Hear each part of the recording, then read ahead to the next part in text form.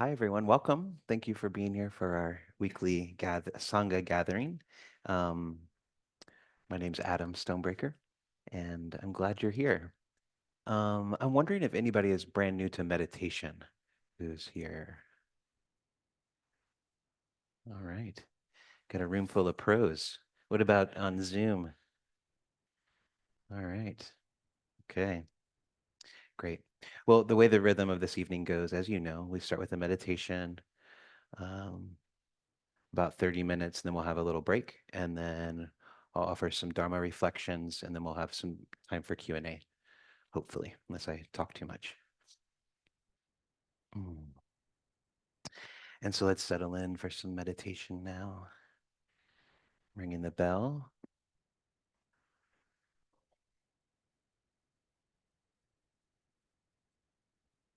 And feel free to move around a little bit, shrug the shoulders, stretch. Being in a room full of people can sometimes be a bit awkward. Um, so it's nice to loosen up. We want to be loose in meditation. Also, even breathing deeply, and you might even sigh.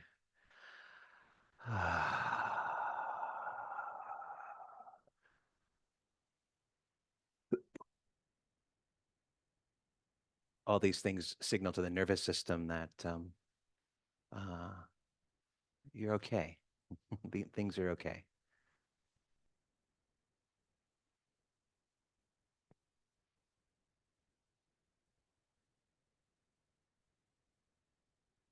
And eventually you settle into relative stillness. We never want to be rigid. So I like to think of fluid stillness.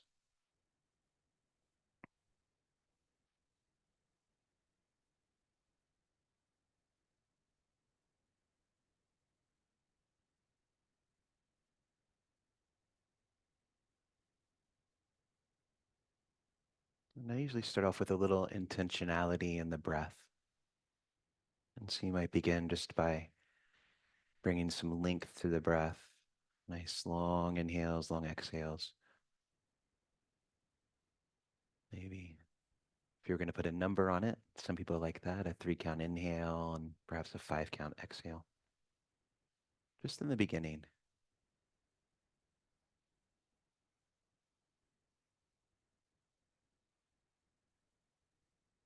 And as you do this, just taking inventory of what's here right now in the body and the mind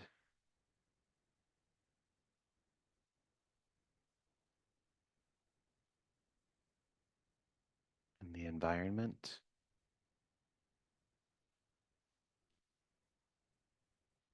And if you still need a little bit more integration, orientation time, feel free to open the eyes and look around a bit. That can be very helpful.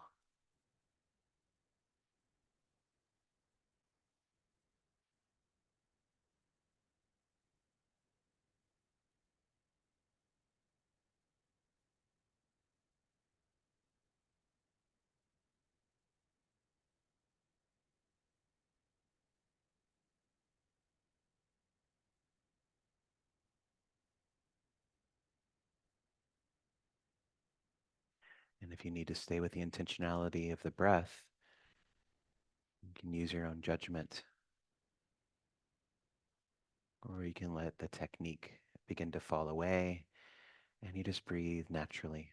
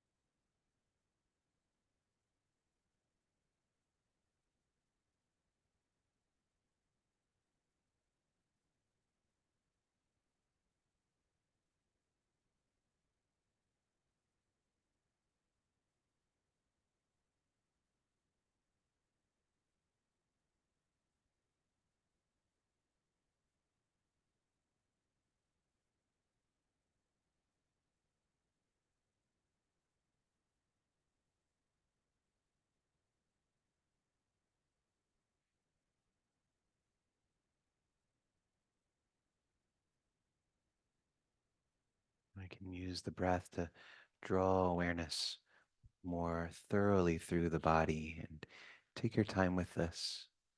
I tend to have a lot of energy in the head, so what's kind of natural is to just begin to bring the energy down. But I like to just send the breath to particular places in the body.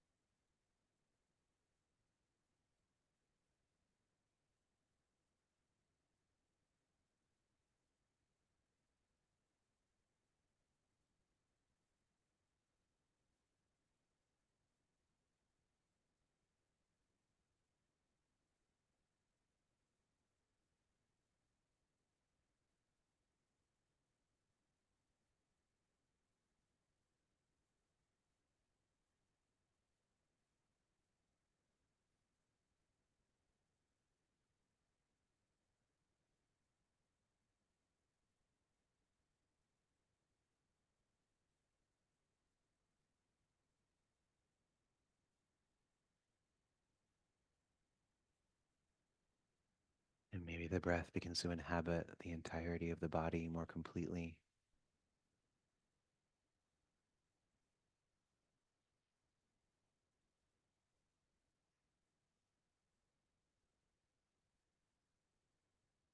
Awareness and breath diffused through the entirety of the body.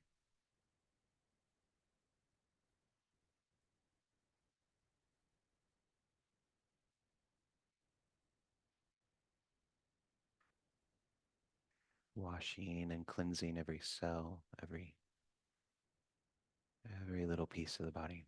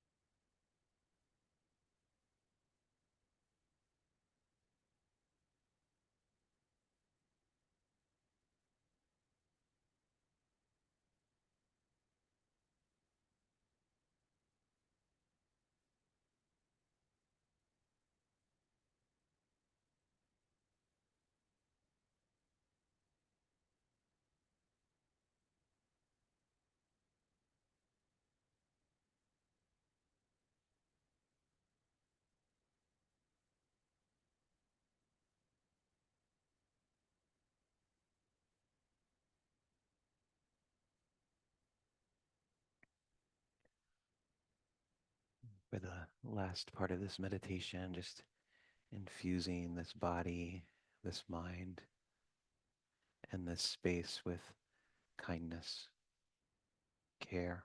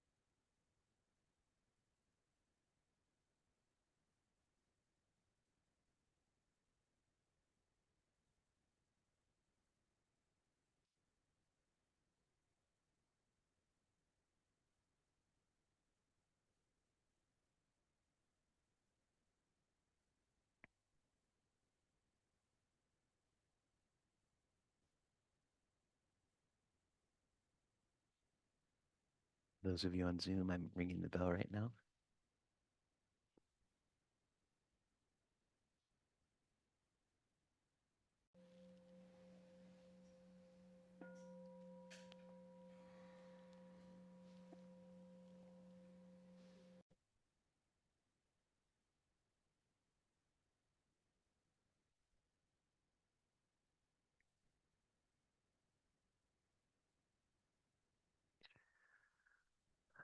All right, so we'll take a little break now.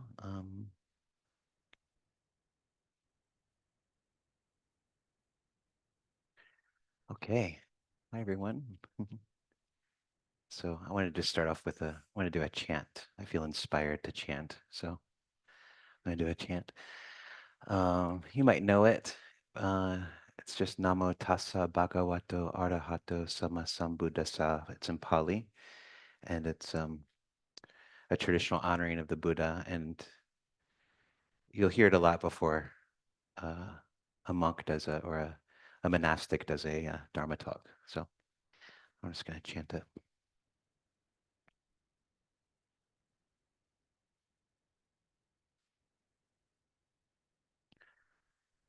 Namo tassa bhagavato arahato sama sambuddhassa. Namo tassa bhagavato arahato sama sambuddhassa.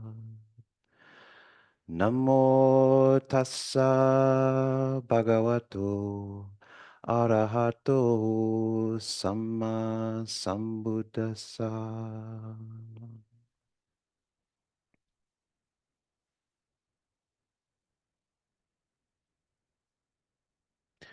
It means homage to the blessed, noble, and perfectly enlightened one. That's what that means.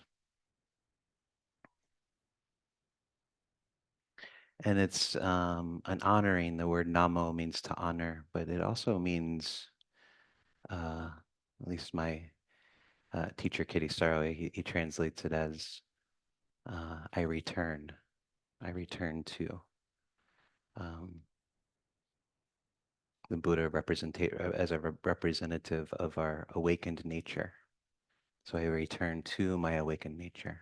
I come back to it rather than the conditioned nature. And so that's sort of what we do as practitioners. We're always returning back to the essential nature, the essential self. So it's a reminder of that.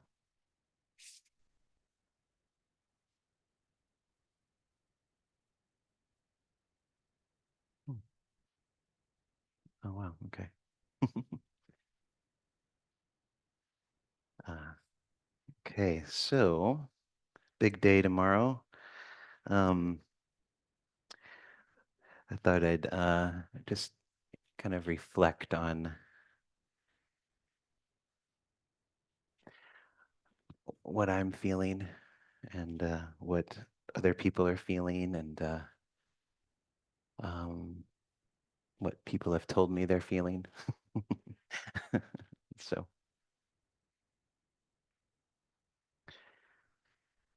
and what I've noticed is in myself and others is just this a heightened sense of anxiety and uncertainty. And it's been, been happening for a few months now, really for like 10 years. There was a little break in there for a bit, uh, but especially lately. Um, and I think it's really important to look at where these feelings come from. And I think that if we really examine it, um, that they come from a deep care, like a deep care for uh, the well-being of others, the well-being of our communities, the well-being of the world we live in. And I think that's really important to keep in mind.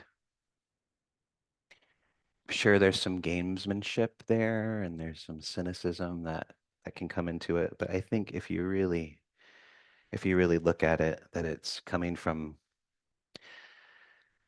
a deep sense of compassion and care. Uh, and this might be a little controversial to say, but I think that's the case on all sides of the political spectrum. Um,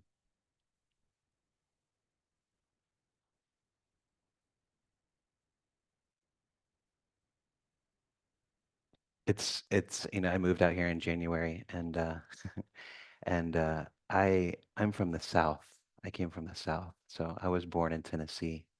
I spent the first 6 years of my life in Tennessee, and then from 6 to 18, I lived in Kentucky, and uh, and then from Kentucky at 18, I moved to Ohio, and I lived in Ohio until January when I moved here. It's a completely different world, and if you know anything about Ohio, it used to be kind of like the center of like it was like the most purple state, you know, and election season there was awful. It was so terrible.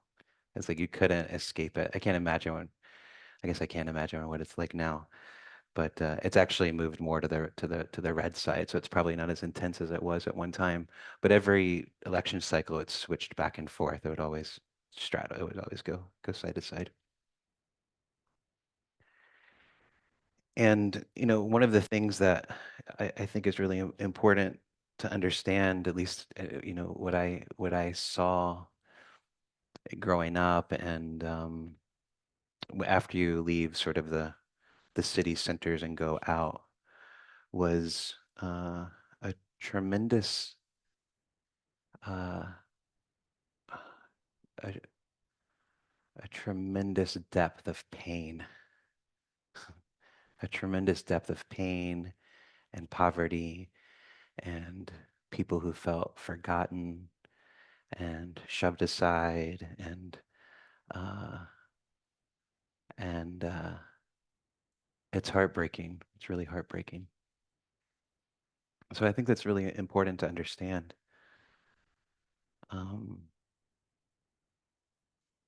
and so when I say that everybody's kind of coming from this deep sense of care and well-being, I really felt that, and the aggression sometimes is sort of this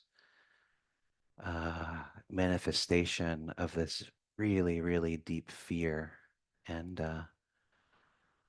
and pain.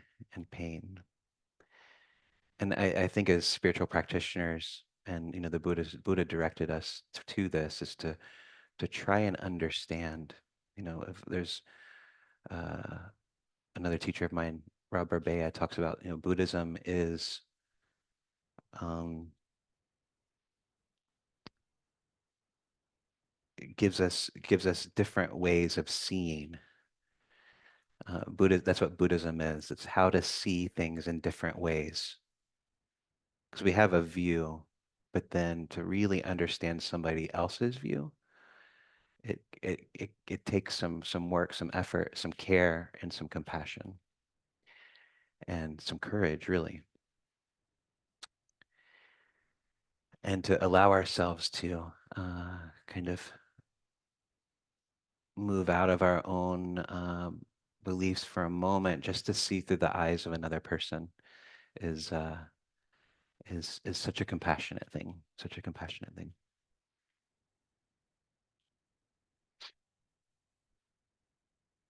And so it's really up to us to examine our own experience, uh, uh, and by understanding our own experience and our own suffering and our own situation, that allows us, you know, we can think about every single person on this planet has that. Everybody has that. Everybody has a completely, there's billions and billions and billions of different perspectives. And that's humbling. Yeah. Overwhelming. It's so overwhelming that we tend to tighten up and not look.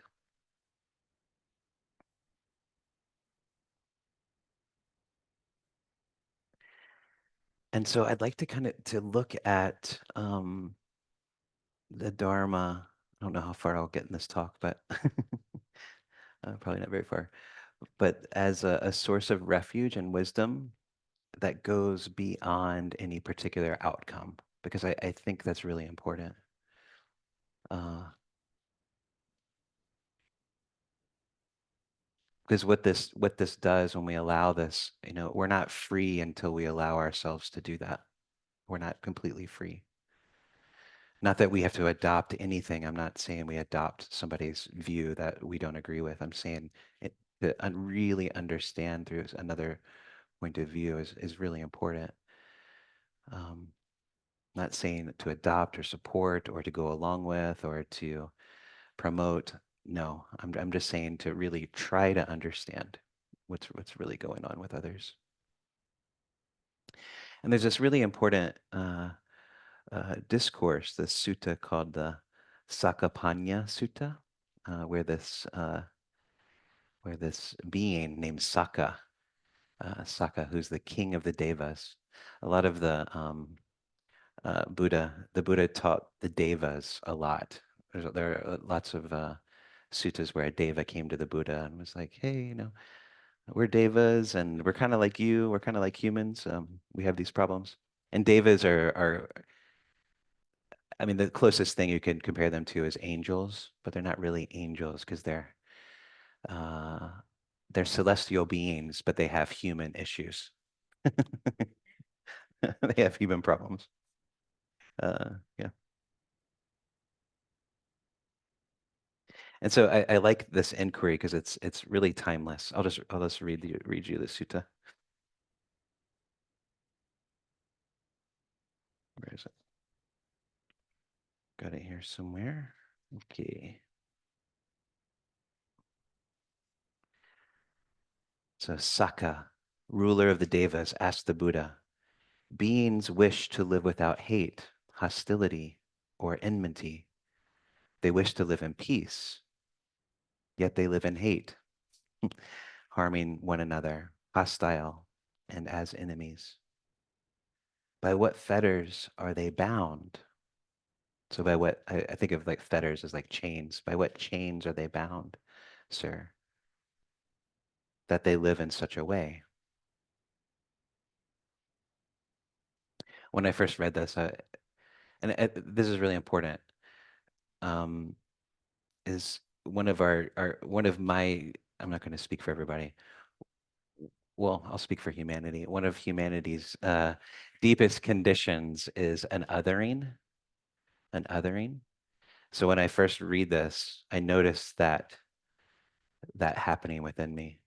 Beings wish to live without hate, hostility, or enmity. They wish to live in peace, yet they live in hate, harming one another, hostile, and as enemies. And I'm like, I'm not that. I'm definitely not that. It's those other people that do that. Yeah. Ruler of the Devas, this is the Buddha talking. Ruler of the Devas, it is the bonds of envy and stinginess that bind beings so that although they wish to live without hate, hostility, or enmity, and to live in peace, yet they live in hate, harming one another, hostile, and as enemies. So stinginess in this sense isn't like it's like holding on to views, holding on to this one view or this sense of self. Saka, delighted, exclaimed, so it is, Blessed One, so it is, Fortunate One. Through the Blessed One's answer, I have overcome my doubt and gotten rid of uncertainty. Then Saka, having expressed his appreciation, asked another question. But, sir, what gives rise to envy and stinginess? What is their origin? How are they born? How do they arise? When what is present, do they arise? And when what is absent, do they not arise? Envy and stinginess arise from liking and disliking. This is their origin. This is how they are born, how they arise. When these are present, they arise. When these are absent, they do not arise. But, sir, what gives rise to liking and disliking? They arise from desire. And what gives rise to desire? It arises from thinking. When the mind thinks about something, desire arises. This isn't, I mean, the brain thinks. It's not, he's not saying we should not think. He's saying papancha is usually how this is described, this constant self-referencing that we do. It arises from thinking. When the mind thinks about something, desire arises. When the mind thinks of nothing, desire does not arise. But, sir, what gives rise to thinking? Thinking, ruler of the devas, arises from perceptions and categories of objectification or solidification of views, solidification of beliefs. When perceptions and categories of objectification are present, thinking arises. When elaborated perceptions and notions are absent, thinking does not arise. So what the Buddha is saying is he's talking about conditioning or beliefs or kind of a solid sense of self or a solid belief uh, uh, system. Without that that ability to be able to look in different ways, where we hold on to views, and so it goes from hate, hostility, and enmity or violence. That's caused by stinginess and envy. Stinginess and envy come from liking and disliking. Disliking and liking come from desire. Desire comes from thinking. Thinking comes from objectification or perceptions or solidification of views.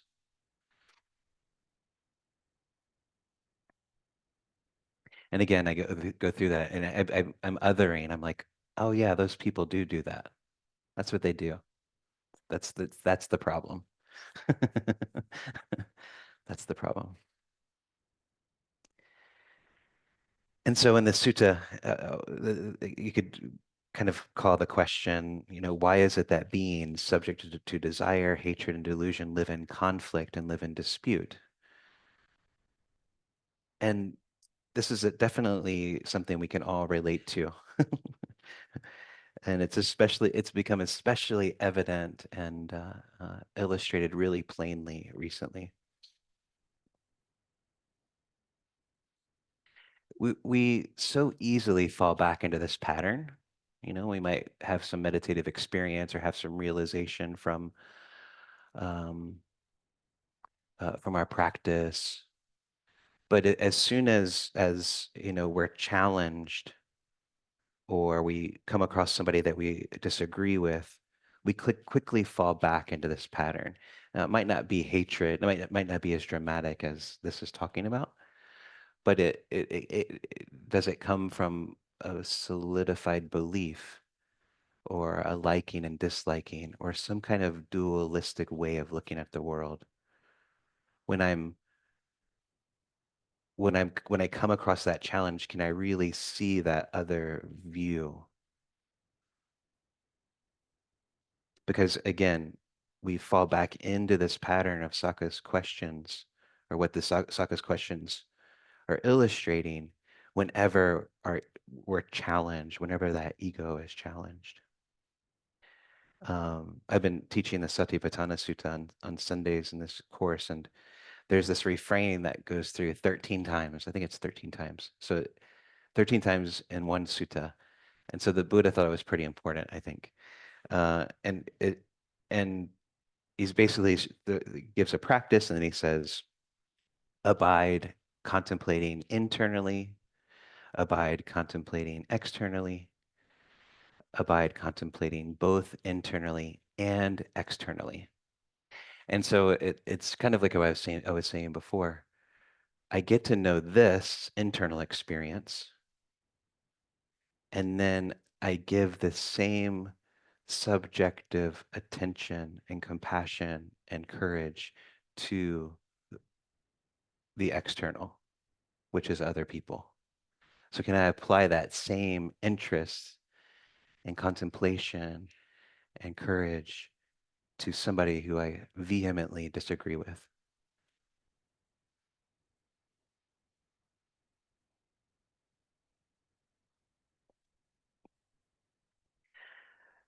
We can talk about Buddhist philosophy and principles and values all day long. And this is why the Buddha wasn't really interested in philosophy, because those principles and those values and the Dharma only really matters when it's inconvenient. It only really matters when it's inconvenient. When it's convenient, it's easy. Like anybody can be a Buddhist. Like, oh yeah, I'm a Buddhist. And then a challenge happens, and then you're like, you become something else. But it's like the precepts, the teachings of the Buddha, or any belief system, whatever it is, the principles only matter. Not that they don't only matter. They support us when it's convenient too. But when brings us challenges, where do we go? What do we fall back into? Um,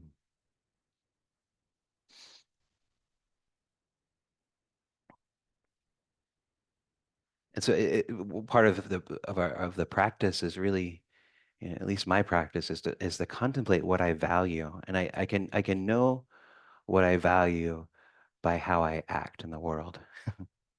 So values can be something I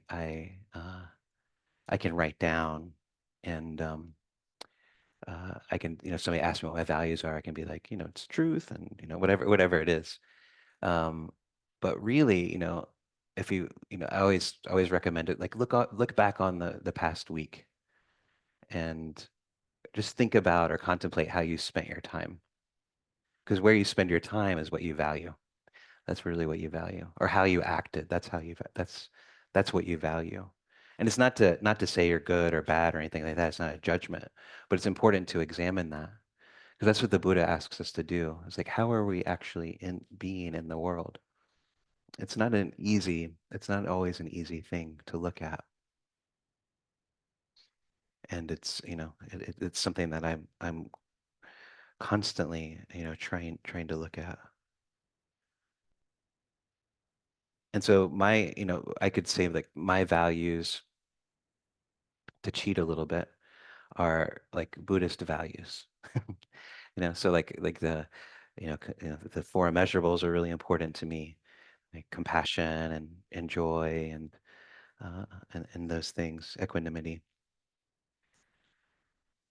And so I'm trying to, you know, I'm constantly weighing how I'm responding to life against, the principles and the suttas and the Buddhist things that I know. So I'm reflecting on these things, not to be a good boy. That's not the point. Like the Buddha wasn't trying to make a bunch of good people, and not from like a moralistic perspective. That's not it at all either. The Buddha's main concern, really his only concern, was waking up. And this is how, these are he laid it out through his life, how to wake up. And so the measure that the Buddha recommended was always what is skillful, what is unskillful, what is wholesome, what is unwholesome, what leads to awakening, what leads against awakening. So when I hold on to a view and my world gets smaller and smaller, is that skillful on the path to awakening? Is that wholesome on the path to the awakening?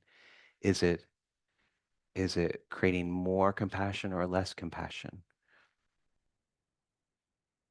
And so that's a really interesting thing to ask constantly. Is it skillful? Is it unskillful? Is it wholesome? Is it unwholesome? Is it conducive to awakening, or is it not conducive to awakening? By cutting myself off from seeing from a different perspective, is that skillful or is it not skillful? Does it lead to more compassion or less compassion? And again, the fear or the reaction is always like adopting, getting scared of adopting a different view than your own. When I was involved in the I went to theology school, and the first school I went to was like kind of an evangelical school. Uh, and then I later went to the Jesuits because they were much more open, but a Jesuit school. But I had this professor who knew that I started to read some Zen and some Buddhism, and he brought me into his office and he said, don't do that. Like you better be careful because you're in danger of becoming a Buddhist. He's like, because I've seen it too many times. People start to read things outside of Christianity, and then they start to, do something different, and you know, you know where you'll end up if you do that.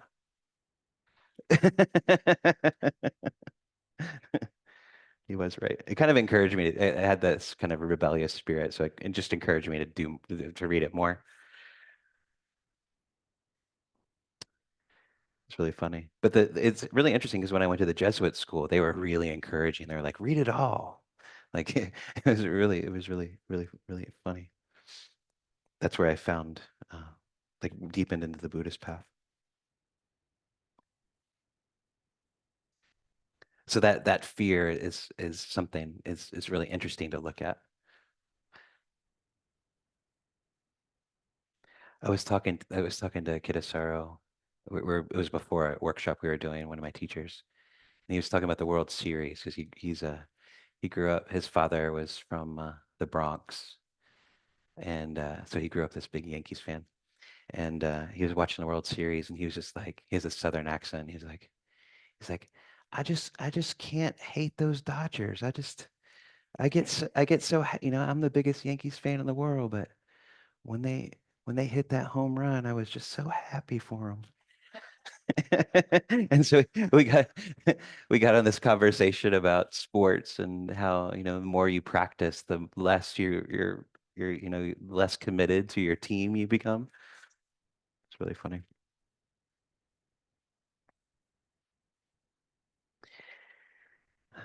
Yeah, so the Buddha's answer to Saka is really profound and really practical because it's this sort of this leads to this, leads to this, leads to this, and this is kind of this pattern, but it all leads back to this solidification of views of this impermanence.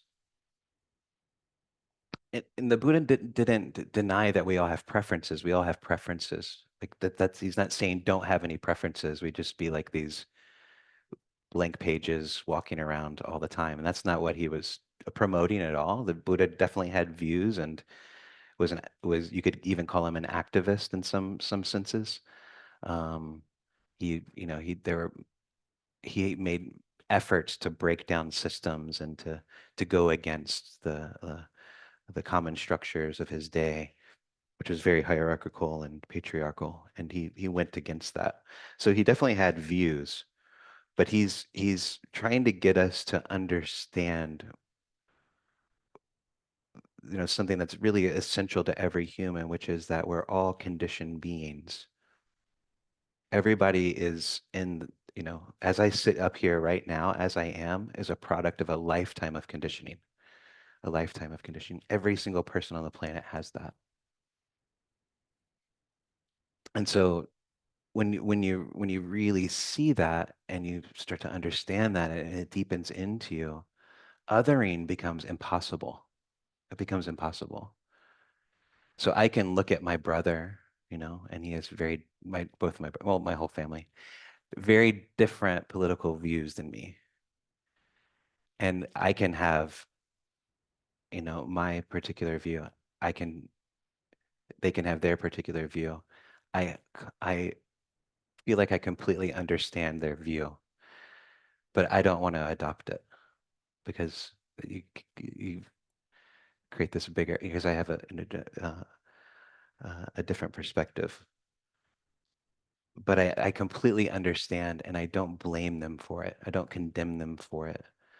We'll argue, but I know they reached that point through, something that was more or less out of their control.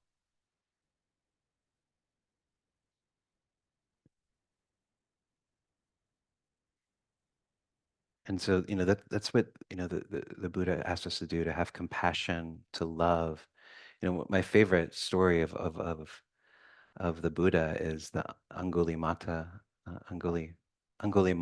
Sutta, which Angulimala was the serial killer, and he had, I'm way off topic now, but he was a serial killer, and Anguli means finger and Mala means a necklace. So he had this necklace of fingers of all the people he had killed, and the Buddha had heard, he was going to kill his 100th person, who was going to be his mother, and he knew that if Angulimala killed his mother, then there's no going back from that. So the Buddha intervened, and so just imagine if he didn't have this view, you know.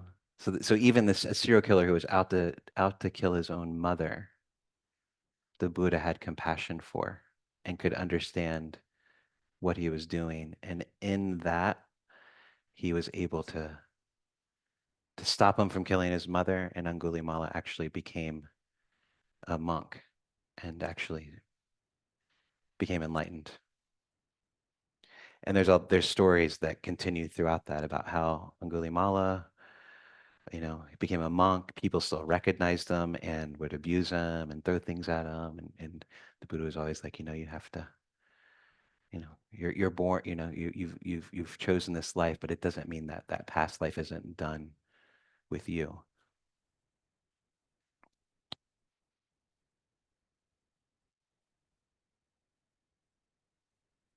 And there's this whole backstory of Angulimala too. That's really interesting. But so you can understand how he gets there.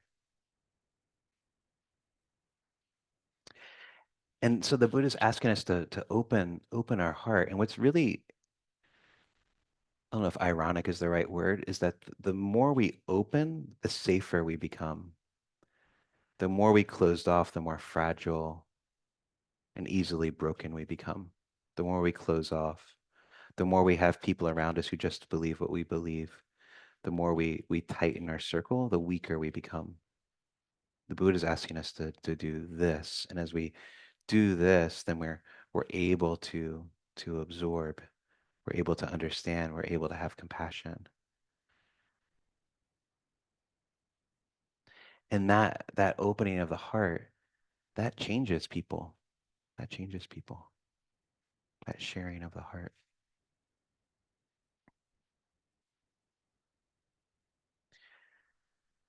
Yeah. At the root of all of this, it goes back to the Four Noble Truths.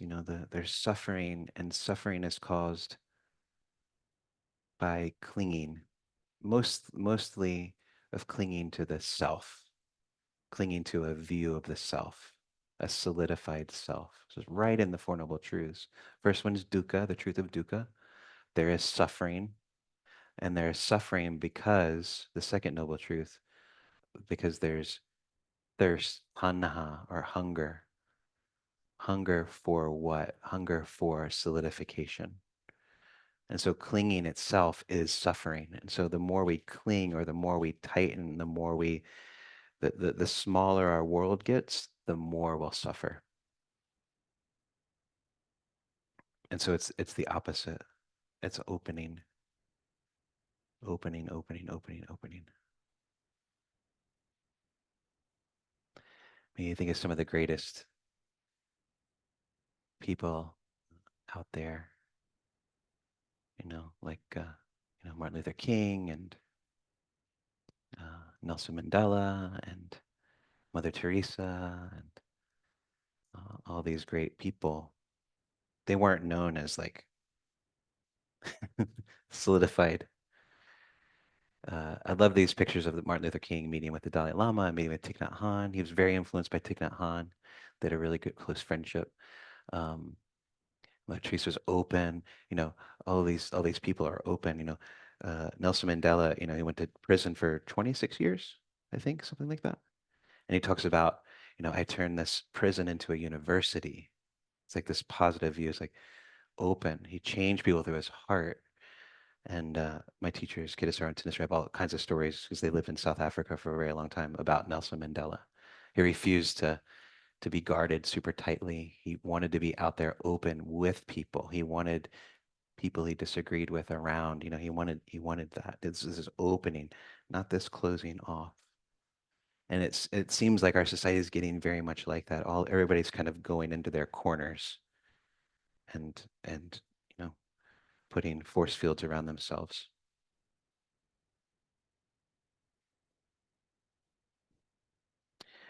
Trying to figure out a way to end this. All right, this is a good way. So there's a few practices that I like to do just to I'll finish this talk up at some other point. But the a few practices that I like to do, and I think one that's really wise and skillful is what the Buddha always started with, which was taking refuge, but also the precepts, and basically the precepts all boil down to non-harming, basically not harming yourself or harming others.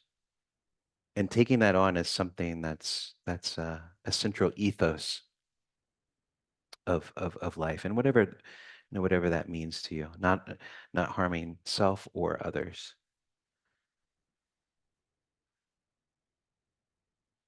through our words, through our actions, through cutting people off, through whatever it is.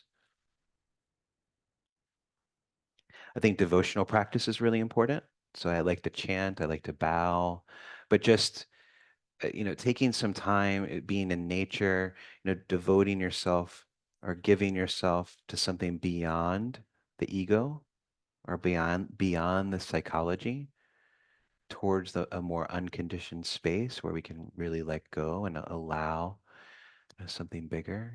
There's tons of practices that can help with that. Deepening our understanding of conditioning.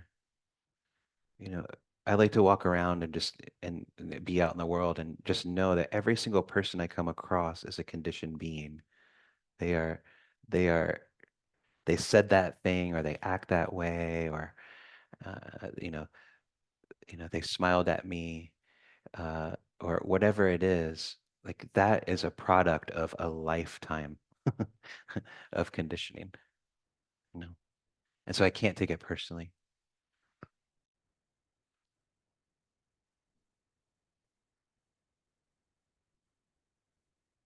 And everybody's unique in that conditioning.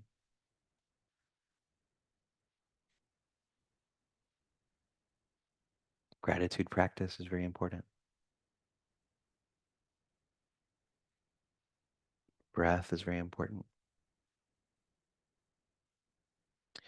But also just a cultivation of the heart, the loving kindness practices, the four immeasurables of metta and uh, so metta, loving kindness, compassion, uh, joy, sympathetic joy, and equanimity. Very important practices to begin to open up the heart, to begin to understand, to begin to take in, to grow the heart, to be able to expand and expand and expand and expand. This is one of another thing that we do as in our practices. We're creating more capacity. I keep doing this because this is how I think of it, rather than this. In this, suffering is like really concentrated. But if we open it up, that same amount of suffering dilutes. And so we have this ever expanding heart. Yeah. I think of the Dalai Lama often, thinking of the life he's had, of how much he's had to go through and how much pain. And I imagine him being in a room with somebody who was angry. You know, if he was really tight, it would affect him a lot, but he would probably embrace it and listen and be with people. And so really expanding the heart to dissolve the barriers, to be able to hold more. I forget who said it, but may my heart become so wide that the whole world, that all beings can fit inside of it. That's the intention. So let's just pause for a moment.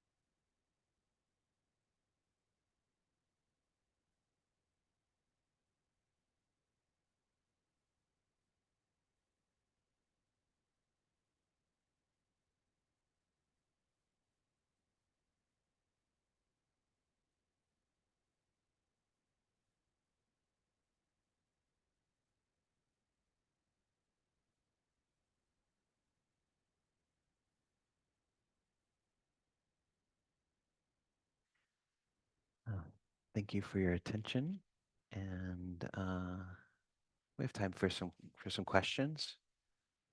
Uh, and if you're online, you could just raise your Zoom hand or your actual hand. If you don't know how to do your Zoom hand, and if you're in this room, and it doesn't even have to be a question; it can just be a reflection or something that comes up.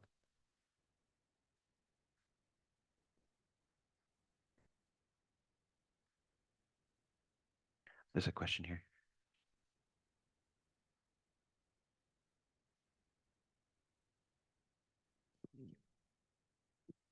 Yes, this is Matthew. Hey, Matthew. I'm curious about the word co-arising. If you could just comment a little bit on, I'm trying to fit in my mind and memory, where did I hear that term, co-arising? And I think it had to do with conditionality, that Yeah, conditions co-arise. And so if you could speak to that a little, thank you.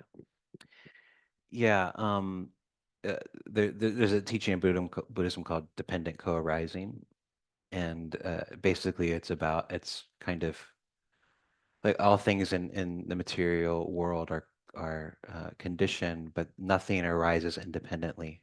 Nothing arises on its own. It's always in tandem with something else.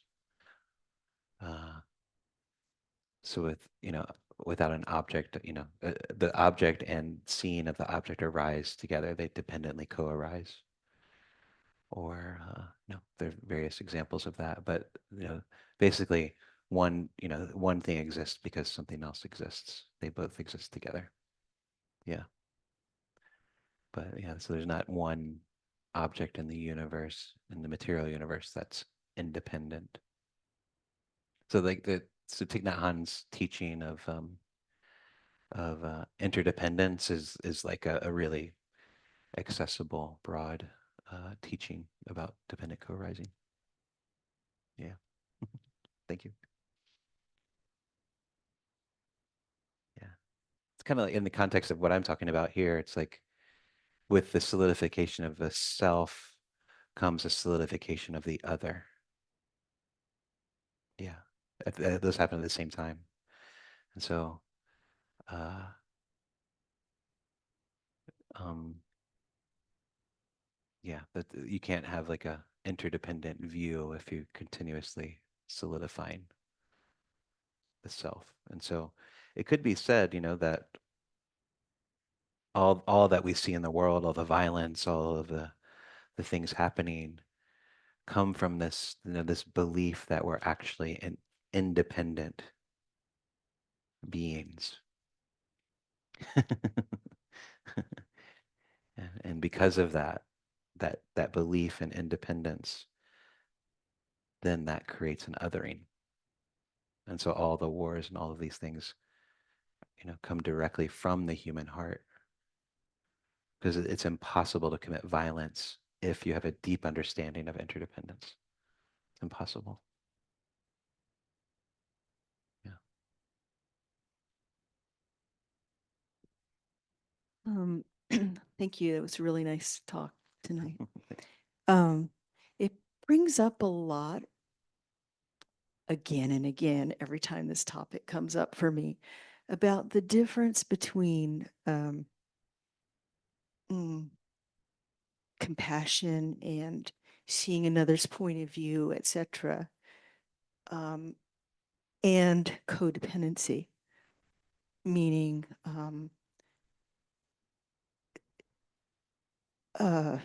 so I'm a therapist. I have a client who is in an abusive relationship.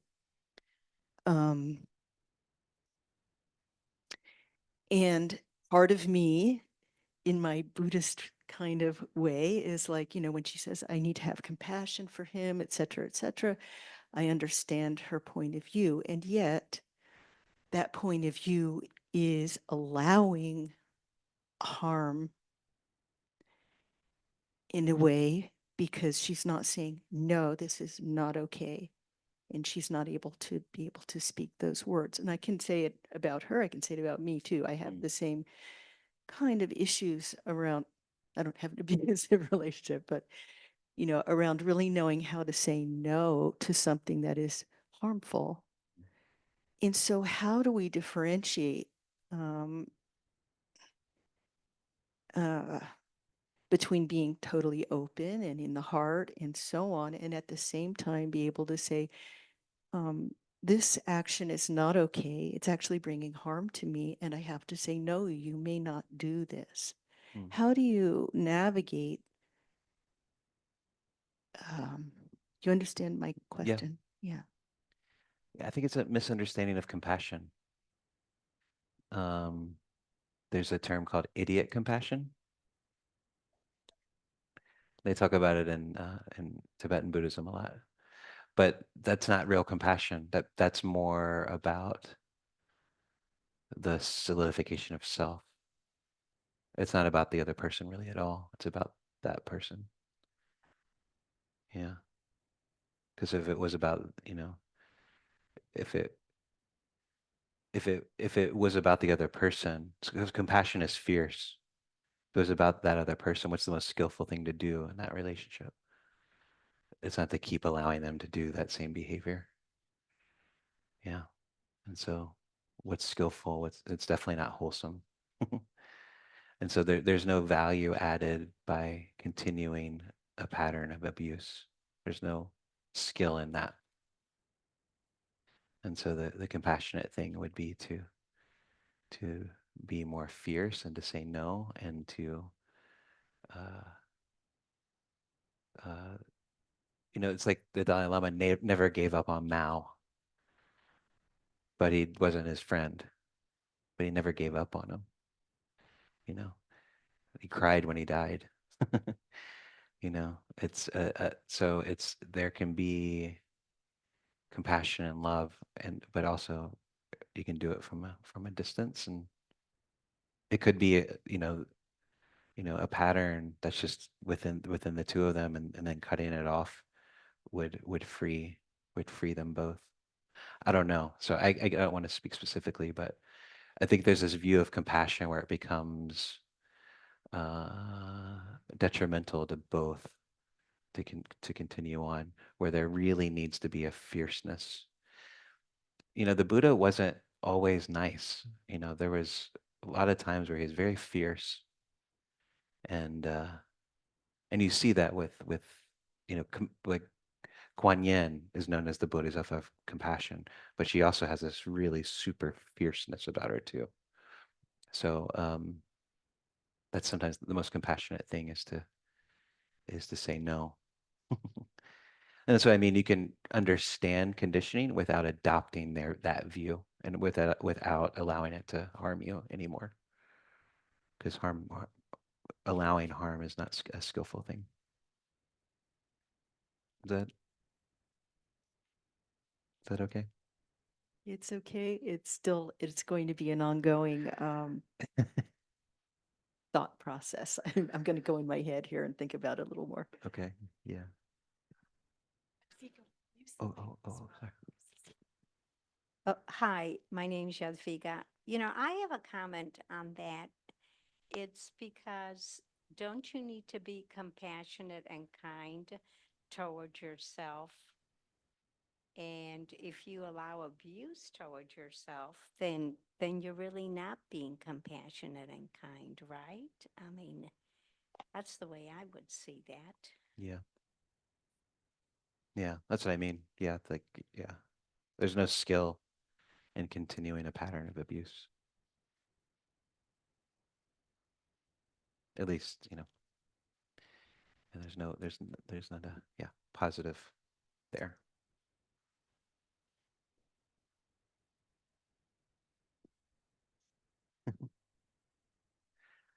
Oh, it's 7:32. So I gotta cut us off.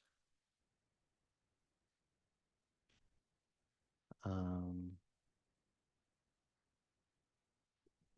yeah, so I'll just pause for a moment here.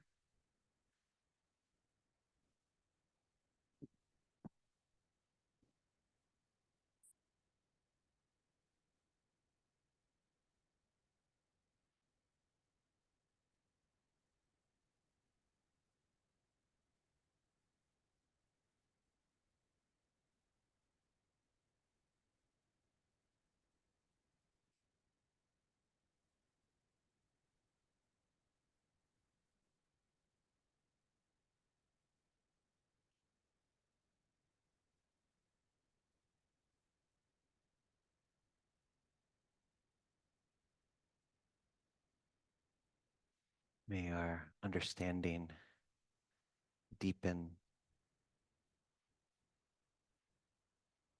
May our compassionate become more clear.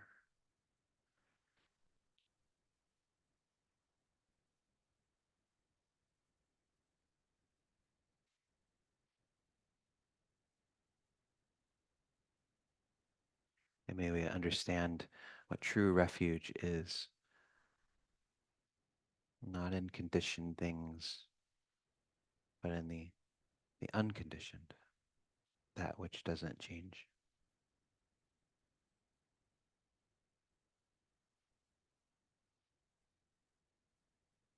May our practice grow, and may our practice benefit all beings. May our lives be gifts to others, and may all beings be free from suffering and the conditions of suffering.